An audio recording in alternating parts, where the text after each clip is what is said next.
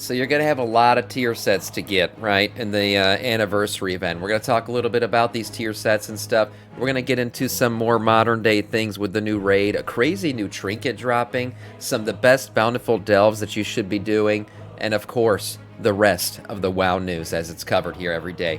New cost reduction achievement for tier 2 sets. So you guys know that you're going to be getting your tier 2 sets revamped and redone once again in the anniversary event, and you're probably wondering, well, what are we going to do here? This thing's going to be expensive, right? We're going to have to use a currency to buy this shit.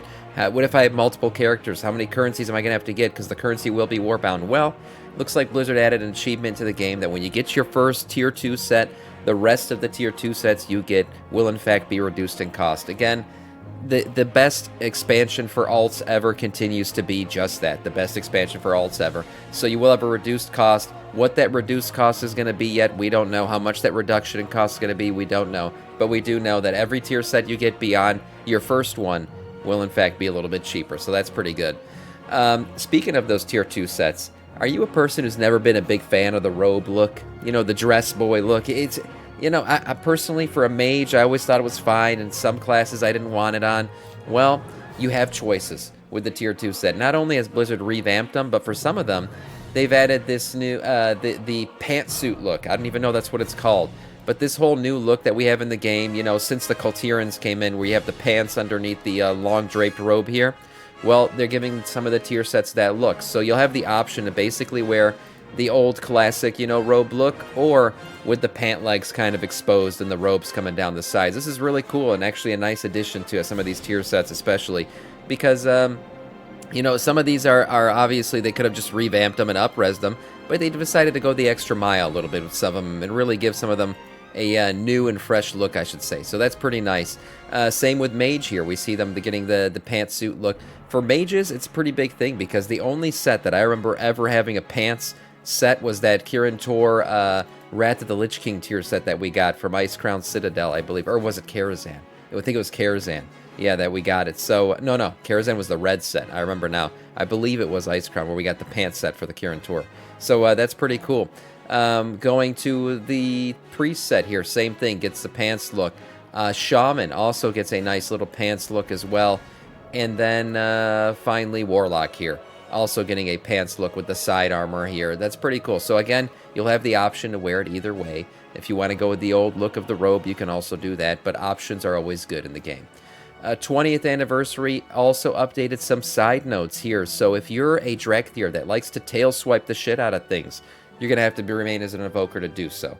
Because that talent is, racial is no longer a racial. It has been moved into the baseline talents for evokers, so you will not be able to be a mage who can tail swipe or anything. That would have been kind of OP, not gonna lie. So you're gonna have to go back to your typical, you know, evoker stance, evoker spec, if you're gonna want to be able to tail swipe still. And then Druid's got a bunch of new updates and 4 new talents. Ah, damn it, fucking SpongeBob! I left the damn blurps on. New talent, Twin Leaf. Yes, so Nature Swiftness now has 2 charges. Another new talent is called Wildwood Roots. Abundance now also reduces the cast time for regrowth by 5% per stack.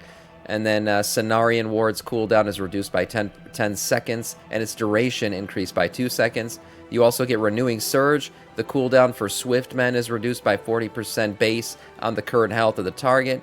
And then finally, Forest's Flow. Consuming clear casts now causes your regrowth to also cast Nourish onto nearby injured allies at 60% effectiveness. This is pretty good. I think Restoration Druid maybe was lagging a bit behind on some heals, so maybe some of these new talents will help kind of adjust for that. Moving on to the Catalyst. It is live. The Catalyst is live. Don't forget, this is the place where you can convert regular gear to tier gear, so another reason why it's important to maybe go out and do some delves or other things. Get gear from other places, because you can, in fact, get tier gear from these things, not only from the vault, but if something drops that you like, you can convert it to tier gear via the Catalyst. Now remember, you get 1 charge of this. I believe it's every week or every other week. It's every other week, so you're gonna have to, you know, kind of choose and decide. But one really good thing about the Catalyst this time around is it's not in some random offshoot place where you gotta fucking fly and go to recharge or to do it. It's in the center of Dornegal. What a good choice by Blizzard. Thank you. Thank you for doing that. So at 5054, you will find the catalyst here right in the heart of your main hub city of Dornegal. That's where you'll find the catalyst. Thank God, because Blizzard got used to, for some reason, putting the catalyst out in the weirdest places. Since Shadowlands, it's been just weird spots where they decide to randomly put the catalyst, and you always had to fly out there for no reason and figure out where the hell it was. Well, there it is. You won't miss it. Again, and right in the center, Dead Heart, center of Dornegal, is where you will find the new catalyst location, and you can upgrade helm, shoulders, chest, gloves, and legs to tier set loot. So that's great. Another, it's always been a good bad luck protection in terms of loot. Khazalgar world bosses are now active, and you're going to want to do them. You're going to want to do them because they are, in fact, dropping 603 item level champion track gear, which means it can be upgraded, so that's really good. The current world boss that's alive right now is the Aggregation of Horrors and the Ringing Deeps. Of course, every single zone has its own world boss, but there's only one per week that'll be active. This week, it's the Aggregation of Horrors. In later weeks, it'll be Kordak in the Isle of Dorn, Shuria in the Hallowfall zone, and then Orta in Ashkahet. So again, get out there, make sure you're getting this done every week, at least early on, because that item level is very much heroic level raid gear, so that's good. Easy way to get that. The best Bountiful Delves to do. I've been seeing a lot of comments on Tier 8 Bountiful Delves. For some reason, people thought they were going to be a cakewalk. Again, if you don't know this, a Tier 8 Bountiful Delve can give you heroic level raid gear in your vault at the end of the week. So how people thought that this was going to be like some easy, I'm just going to get in here and fart in the wind and shoot a dildo at the wall and this thing's going to be done, I have no idea.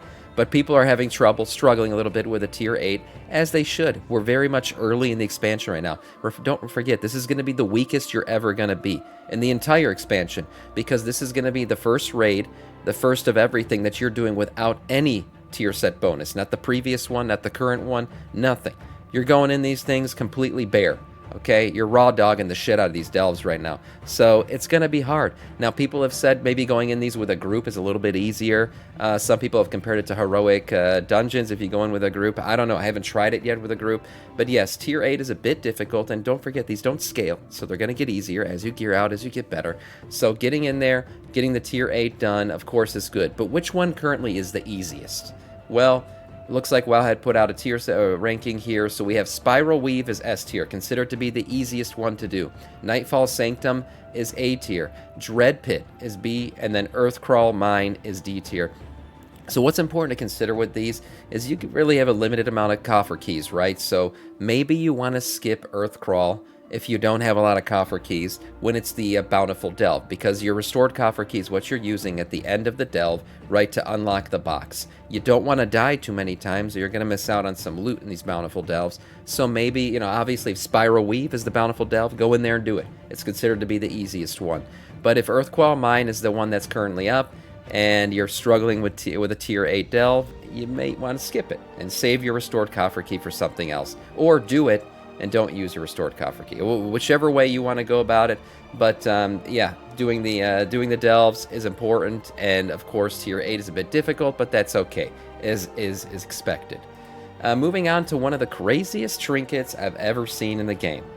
This is a weird trinket. I'm sure there's going to be tons of lore behind it, but it's also currently pretty damn OP if you find it and if you happen to loot it.